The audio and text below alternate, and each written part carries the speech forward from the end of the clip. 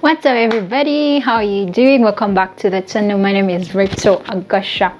If you've been here before, thank you for tuning in again. If you are new to the channel, welcome. This is a lovely place. Please subscribe to the channel. On the channel we inspire, we motivate and we encourage, and when we're not doing that, we do some lifestyle.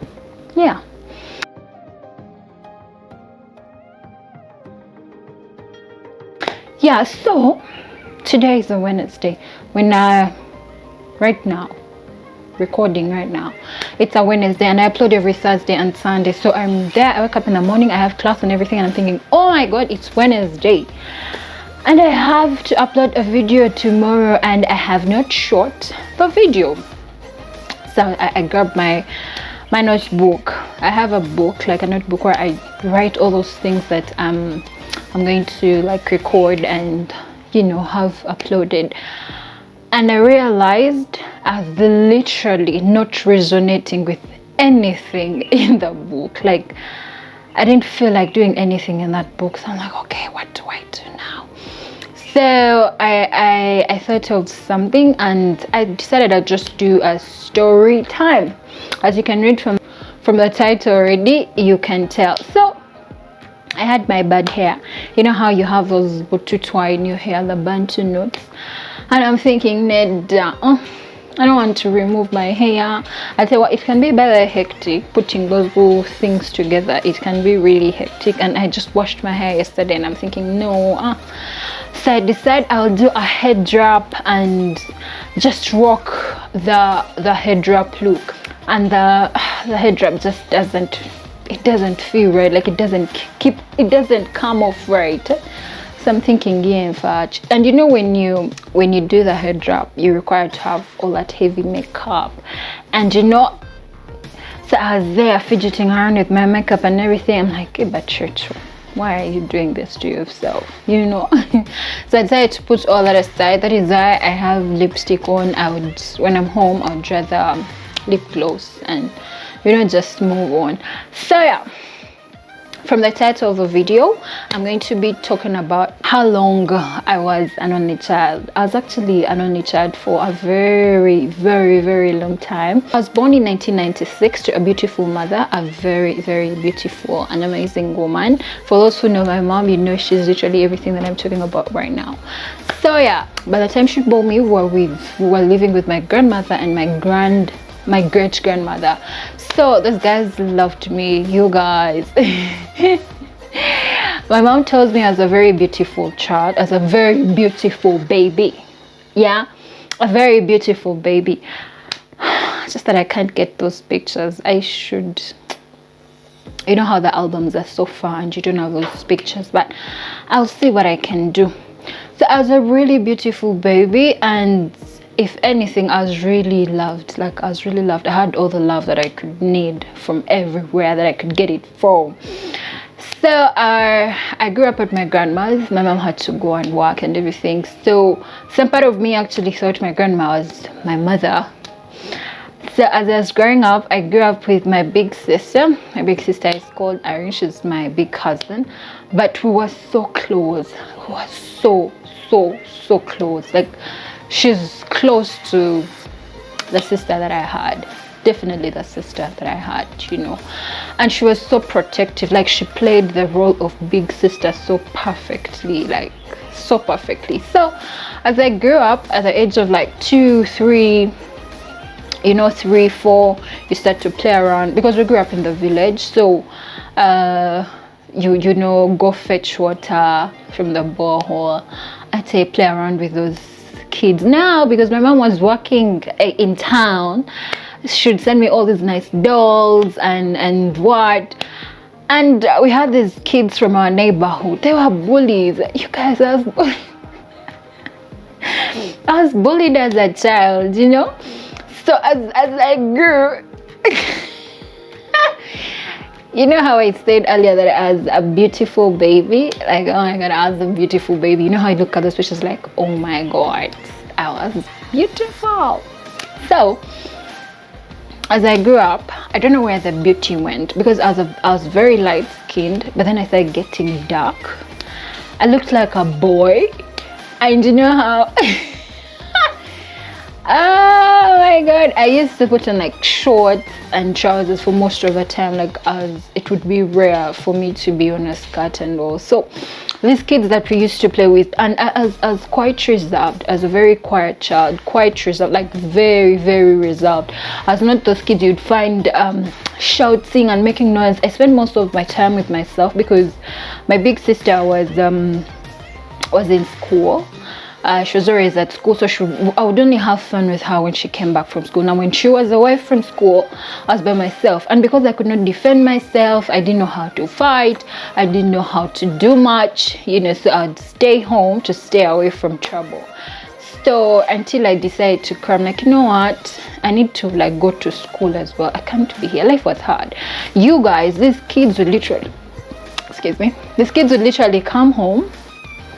I remember this particular child, you know, as a child, at the age of 3 and 4, at this age now, you can't like recollect everything, but I can recollect a few of those moments, like in bits and pieces. Yeah, you know, when you offend a child, there's some things that they just not forget. They stay with them.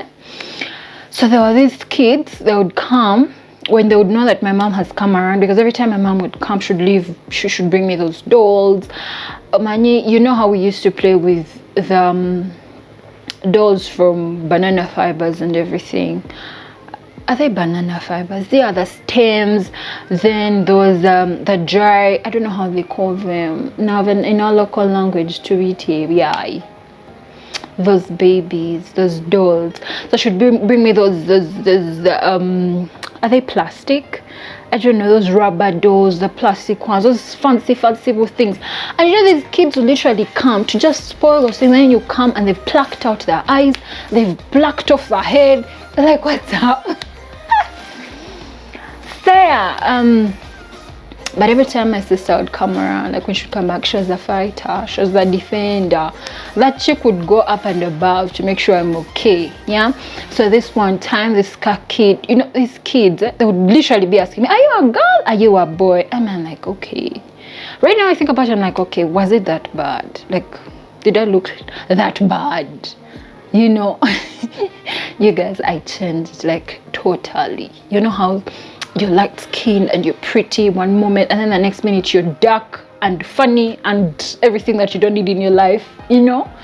But as a child, it didn't bother me. And then these kids used to, are you a girl? Are you a boy? So this one time this particular child went an extra mile. They had to check if I was a girl or a boy.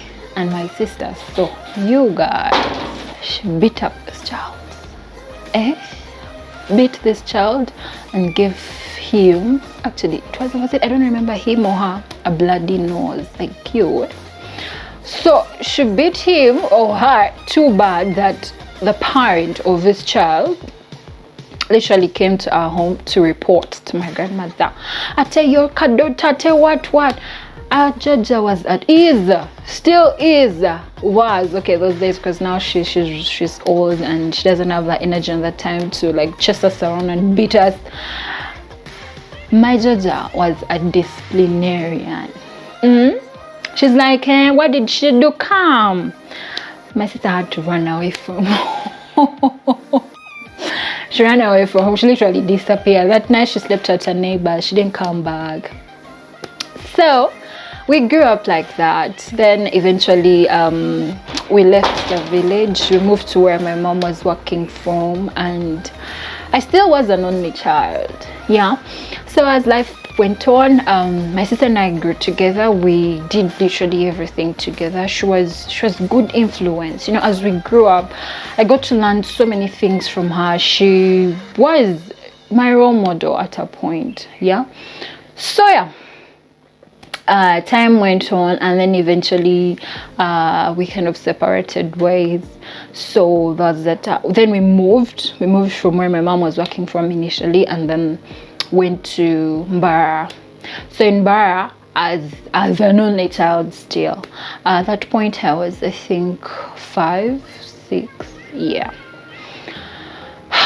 So you know how you are in an environment where people have children, like the children are so many and it just fit in so perfectly. But still, because I was a reserved kind, I didn't talk much, so I just sit back and look on. But as time went on, I got used to everybody, and I'd literally be the one who looks for these guys to play. You know, those games that we used to play as children, Quippen. I don't know what this generation is up to.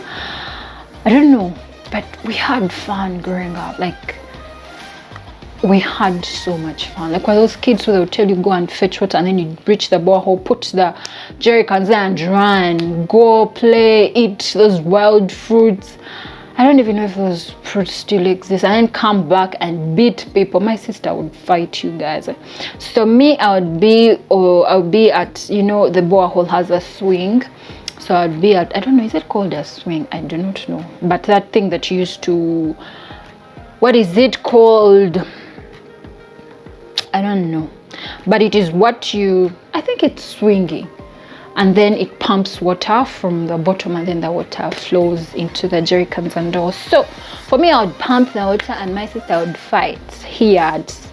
She'd be like, didn't you find this jerry cans here? We did. So yeah, you children, you come, you drop the jerry cans and then go to play with it.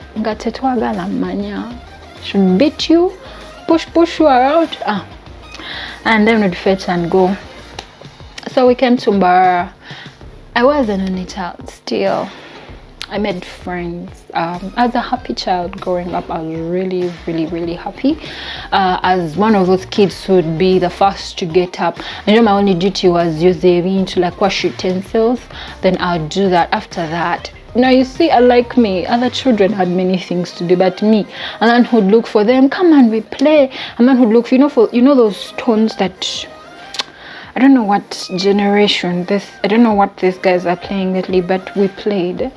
You guys, we had like a schedule. In the morning, we kwepena. In the afternoon, mama ne tata. In the evening, toko. We had fun, you guys. I'd give anything to go back to that life. Like, more. Yeah. So I was still an only child, did my P7, still an only child. I made good friends. I made really good friends. I was quite lovable. Like, you'd not have a problem with me. Like, if you don't have a problem with me, I don't have a problem with you. As a good child, as an easy child. So yeah, life kept going on and I kept growing. So we moved from Bara and came to Kampala. Kampala was the time when I was loneliest. I think because I was in my P7 vacation. So yeah, when I think in my P7 vacation, this is the time when I really started to be bored. It was hard, just be there at home. So my mom noticed, and from Bara I had made very nice friends. So she would ask those friends of mine to like come and be with me in Kampala, and they're okay with it. So they would come and stay with me and all that. Fast forward, senior 1, senior 2, senior 3, senior 4, 13, 14, 15, 16, 17 years of age. I remember I was at school and I started getting sick. Like, I've always been a healthy child. I've been a healthy child growing up in Italy. As a kid, I had those issues, but then when I grew up, I was very, very healthy. Then I started to get sick.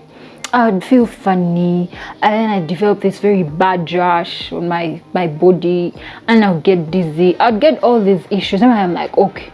But the nurses, my friends, would go there and she'd tell me, it's okay, you can rest it out. Little designer. So the next thing I know, our school nurse calls my mom, and my mom comes around to see me, and she didn't want to tell me because she didn't know how to tell me that she was expecting a baby child. Okay, a baby, you guys. So she tells me she was really worried. She didn't know how to react. She didn't know how firstborns or only children can be entitled. You can be entitled. But you guys, it was so different for me. I was on clouds 9, like, oh my God. And I was just praying that the baby is a boy. I so much wanted a baby brother. I told God that I wanted a brother, and a brother is what I got. I was very excited. I was in my Form 4 at that point, and I'm like, yeah, finally. So I got a baby brother at 17. I was an only child for 17 years, and that boy changed our lives, all of us. He's a true definition of a blessing. For those who know me, know Lawson is my baby brother. He follows me. We have an age difference of, I don't know how to do the math. All I can tell you is I got him at 17 and he's currently 8 years old. So yeah, do the math. But yeah, after Lawson I got another brother. I got a sister. I got Lisa. After Lisa I got Lincoln. So we are 4. After 17 years of being by myself, I finally got siblings, and we're now a full family. So yeah, I just thought I'd give you let you in on my life a little bit, and yeah, that's as much as I could share in this video. If there are any only children out there, I feel you. I don't know if you get bored and all, but I feel you. You know how they say only children have cousins, or they feel so entitled and everything. I wasn't any of those things as an only child. Yeah, and I'm glad that I'm a firstborn. I mean, it's everything being a firstborn, you guys. So yeah, thank you so much for watching this video till the very end. If you loved the video, feel free to give it a thumbs up. Like the video, please leave a comment. Share your experience. Tell me how you feel about my story, or if you know anybody in my place or who was in my place. And yeah, please subscribe if you haven't subscribed yet. Yeah, and yeah, stay safe, take care of yourselves. I love you, we love you.